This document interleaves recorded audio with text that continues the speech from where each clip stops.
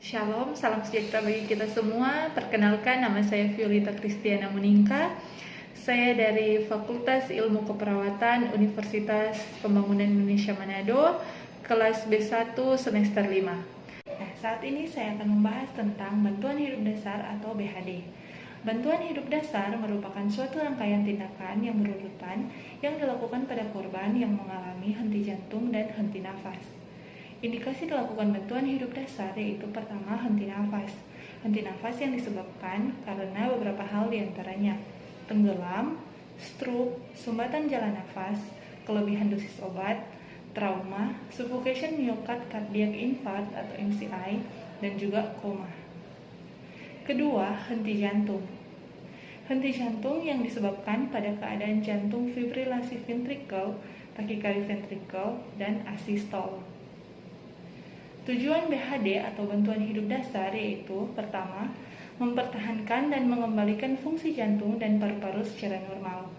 Kedua, mempertahankan aliran oksigen ke otak dan ke seluruh tubuh. Ketiga, memberikan bantuan eksternal pada korban henti jantung dan henti nafas. Sekarang kita masuk dalam langkah-langkah BHD atau bantuan hidup dasar. Pertama, pastikan 3A. Aman penolong, aman korban, dan aman lingkungan. Sebelum melakukan tindakan, pastikan diri Anda aman dan memakai APD jika tersedia. Kedua, pastikan korban aman dengan memastikan korban di tempat yang datar dan keras. Ketiga, pastikan lingkungan aman dengan menjauhi korban dari kerumunan. Kemudian, setelah dipastikan semua aman, maka langkah selanjutnya adalah cek respon atau kesadaran korban. Cek respon atau cek kesadaran korban yaitu dengan rangsang suara atau memanggil korban dan menepuk bahu korban.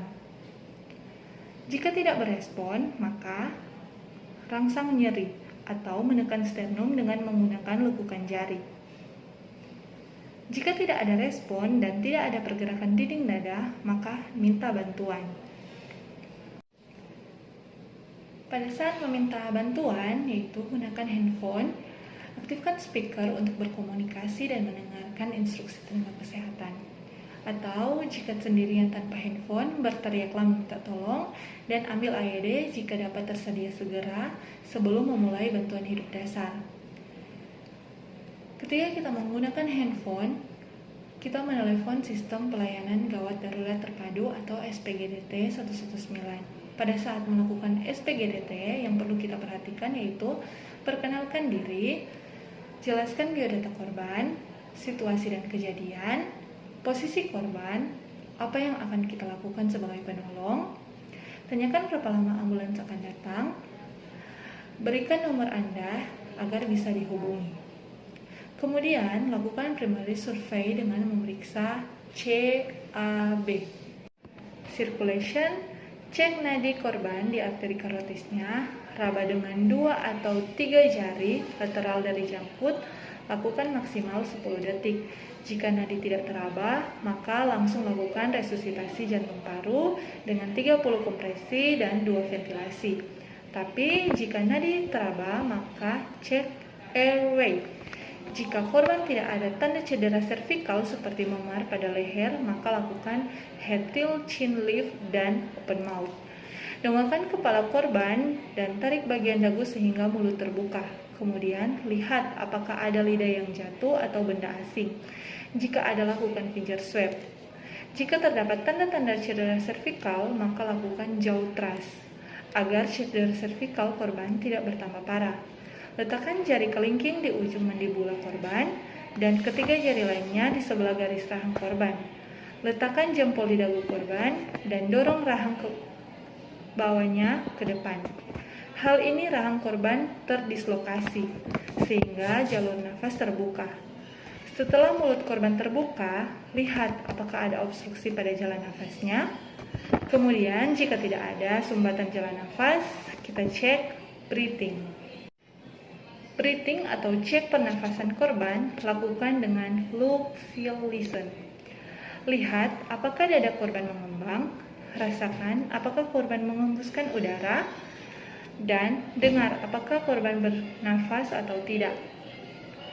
Jika semuanya tidak ada, maka Lakukan resusitasi jantung paru dengan cara pada saat melakukan kompresi, buka baju korban, lakukan pencarian titik kompresi atau center of chest, letakkan tumit telapak tangan pada pertengahan dada atau dua jari di atas sternum, tempatkan satu tangan yang dominan pada titik center of chest, kemudian tangan yang lain diletakkan di atas tangan yang dominan dengan posisi jari-jari saling berkaitan.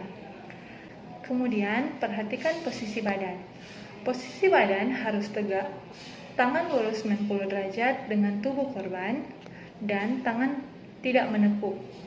Prinsip kompresi dada ada 4. Pertama, push fast 100-120 kali per menit. Kedua, push hard dengan kedalaman 5-6 cm atau 2-4 inci. Ketiga, complete recoil, yaitu dengan membiarkan dada mengembang sepenuhnya sebelum melakukan kompresi selanjutnya. Keempat, minimal interruption. Lakukan kompresi dada secara kontinu tanpa disrupsi. Setelah melakukan kompresi dada, berikan rescue breathing sebanyak 2 kali dengan melakukan head tilt chin lift, menutup hidung korban, menghembuskan perlahan udara ke mulut korban, sembari melihat apakah dada korban mengembang atau tidak. Kompresi dilakukan sebanyak 5 siklus. Satu siklus terdiri dari 30 kali kompresi dan 2 kali ventilasi atau rescue breathing. Kemudian cek kembali nadi korban di arteri karotisnya. Jika nadi sudah ada, nafas belum ada, berikan ventilasi 10 kali per menit. Jika nadi sudah ada, nafas sudah ada, maka lakukan recovery position. Posisi ini mencegah obstruksi saluran nafas. Setelah itu, cek primary survey korban setiap 2 menit sekali sembari menunggu ambulans datang.